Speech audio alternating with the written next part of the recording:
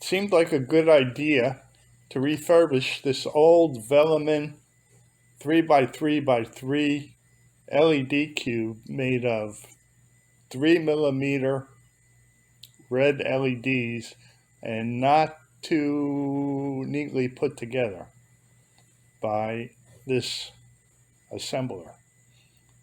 So I was going to replace it with square blue LEDs left over from a prior kit build. Since I'm into building these 3D cubes now, I first started with that 3x3 one, and I thought I could do a better job with these square blue LEDs. So I fashioned a jig out of cardboard from a cardboard box, and I measured it carefully, and I cut the holes nice and neat, and I fitted the holes to exactly fit the LEDs. But one thing I would recommend for somebody doing this is to put another layer underneath it, or at least some wood blocks or something around it, because the LEDs are a little longer than the thickness of the cardboard. So what I ended up doing was putting this jig, this cardboard jig, on top of the hole of the box that I cut the cardboard out of, so that the LEDs would fit through, which you'll see in a moment. Now this made for a little bit of awkwarding positioning of the hands to solder, because they were raised above the level of the table a little bit. But this could be a good thing too, because this is kind of what I wanted to learn from doing these kits, these LED 3D kits, was to develop a little steadiness of the hand in soldering, with the hand held above the table. Normally I keep the heel of my hand on the table, and I just moved the fingers around to solder in the wrist. So this is quite a challenge, and it did help. And you can see I'm doing pretty good here. And so to go into the explanation of how this is working, the negative leads of the LEDs are bent over here. And they're bent over exactly at a right angle from the bottom of the LED. They're soldered together end to base. And you see this one is a little too short.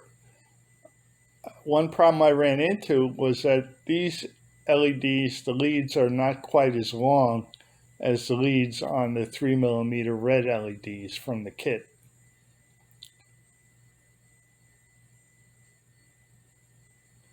So I fixed this problem here by just using a different LED that happened to have a longer leg on it, and being very careful to bend it exactly at the base. So pretty much get a drop of solder on the spot where you're going to make the joint, and then reheat it and move the base, the leg of the LED into position, and solder it. And hold it with your fingers and hope it doesn't get too hot. I'm using a knife edge soldering iron, and it gets hot. I have it set at 425 degrees, which is hot, but I have no way of knowing if that's the exact temperature it's at, since it's an inexpensive soldering iron with a little dial on this side on the handle. So now you have to bend over the positive ends, the positive leads of the LEDs. Those are the long ones. And they have to not touch the negative legs of the LEDs.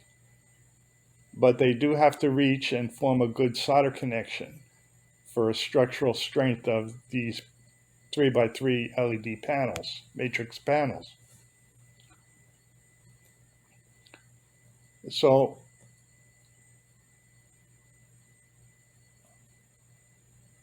The soldering here is pretty good. Notice I'm going at a faster speed here. I've set it up to 4x time lapse. The jig did work out pretty well. It lasted for all 3 layers, and a bigger jig would have worked well for an 8x8, I guess.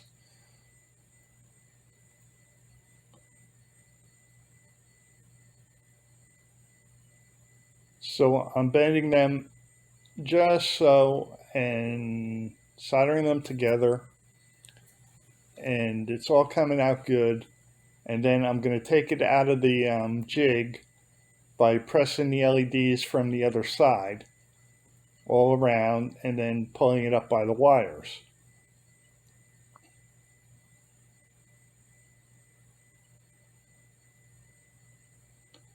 Now at first sight you're going to see it looks pretty good.